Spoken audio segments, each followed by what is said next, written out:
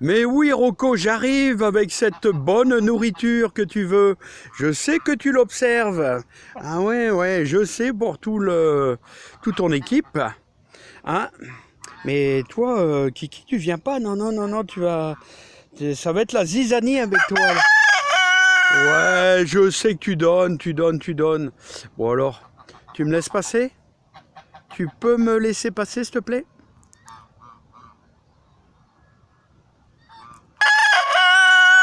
Oh, mais t'arrêtes pas une minute, laisse-moi passer, hein.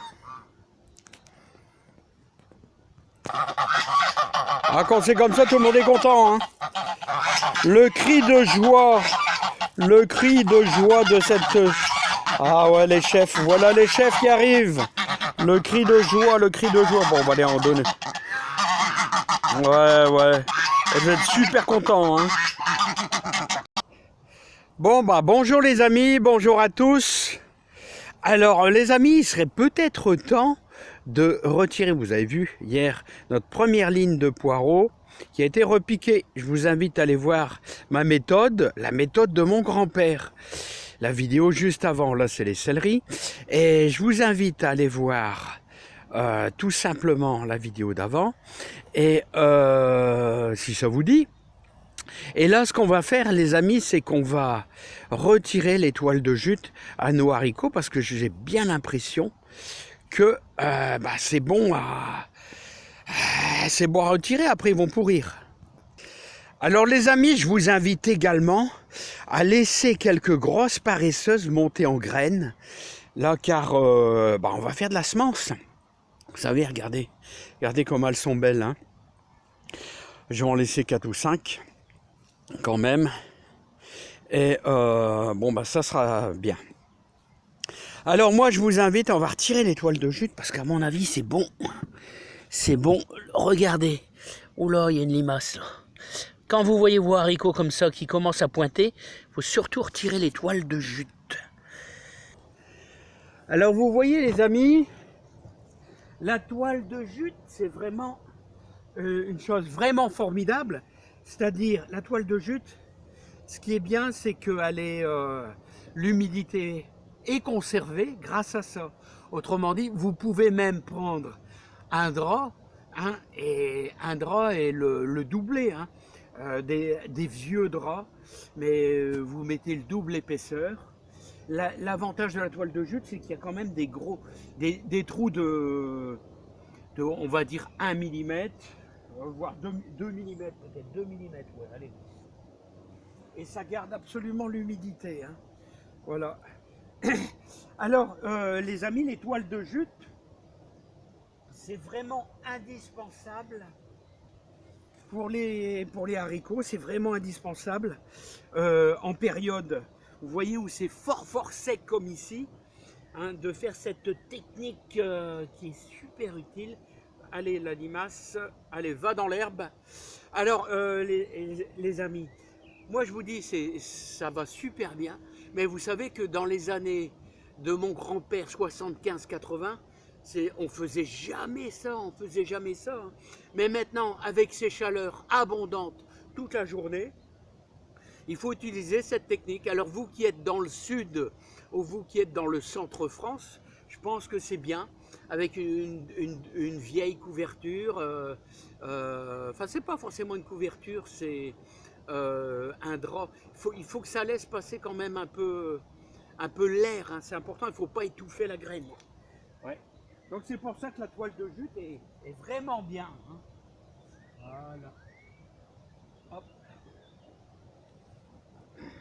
Après, je vais vous les faire voir. Quand ils pointent comme ça, oh les limaces, oh les limaces, oh les limaces.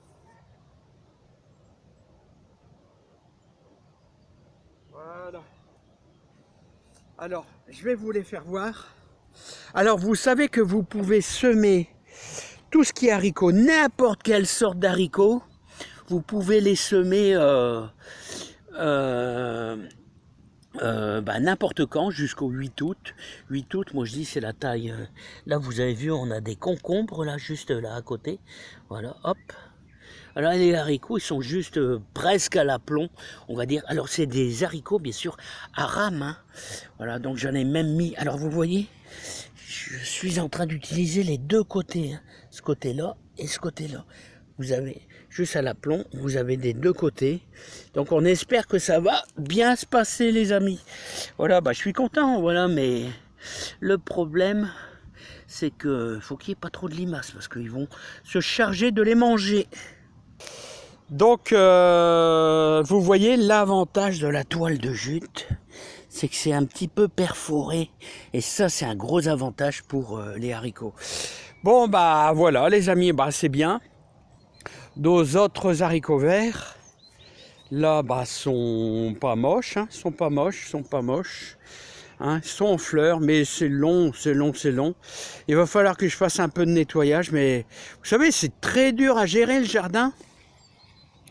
Très dur parce que vous faites vos 8 heures de travail, ensuite après vous allez dans le jardin, et on passe des heures et j'arrive pas à tout gérer, c'est très dur. Hein.